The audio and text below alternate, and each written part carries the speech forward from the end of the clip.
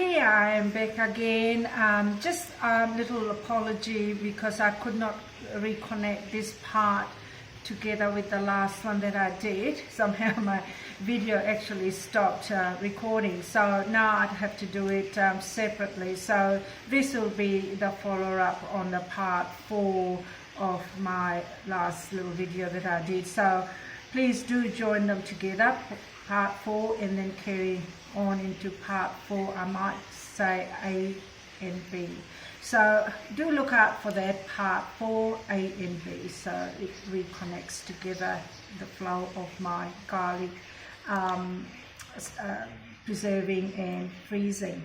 Now this is the collection. This is how many I got,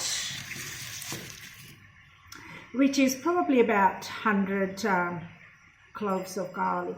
Now what I do next is actually I normally try to grate them, and then what I do is pick out the biggest one. In this case I have sort of chosen the biggest ones. You know, I normally like to grate them like such, and so I do get the biggest cloves of garlic for next season's planting, and that's why I do this way. So I get the biggest sort of cloves, and the smallest ones gets frozen straight away. I don't put them in single segments. I just freeze them straight away, some of these garlic. So I then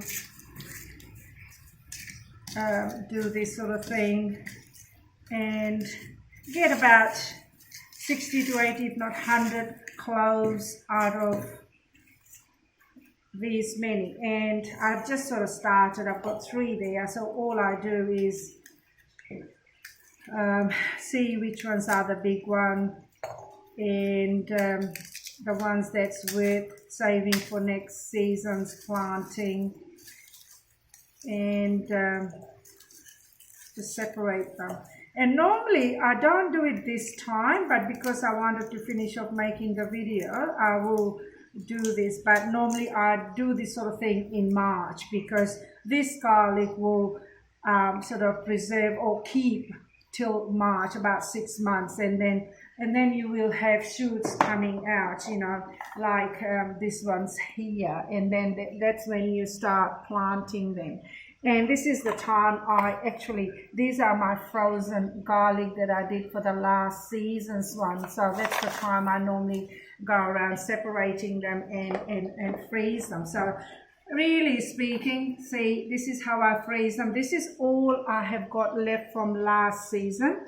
Usually I put it all in a big plastic bag and freeze them in a plastic bag. And then about this much, I just put it in a small container, so it's easy to take it out. And same as with my ginger, I cut them into little chunks, this particular ginger, and I freeze them like this. So if I'm needing it for curries, Indian tea, ginger tea, or anything to do with ginger, I just take one little bit out and use it in my curry and things like that. And I don't have to go around shops looking for fresh ginger then, because I've already got it frozen. And this is how I keep my ginger and garlic lasting 6 months, if not for a year, in the freezer. And normally, you know, I just keep filling up my ginger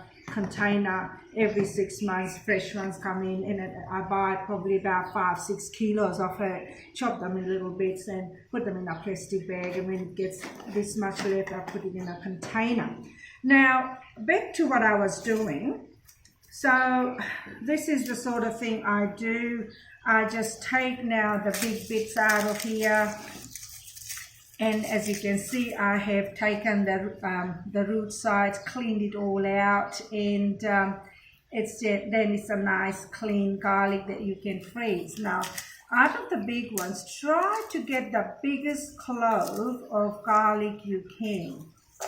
It doesn't matter if you've got about 150, but when comes March, you can actually freeze the ones you haven't planted. So I mean, I just keep most bigger ones and hoping that there'll be a few to freeze afterwards as well, and I'll throw it in a container like I have done with those now. And I'll just keep going, separating them and getting the biggest clove out of this. So this is just so simple, to plant your own garlic. It's nothing hard.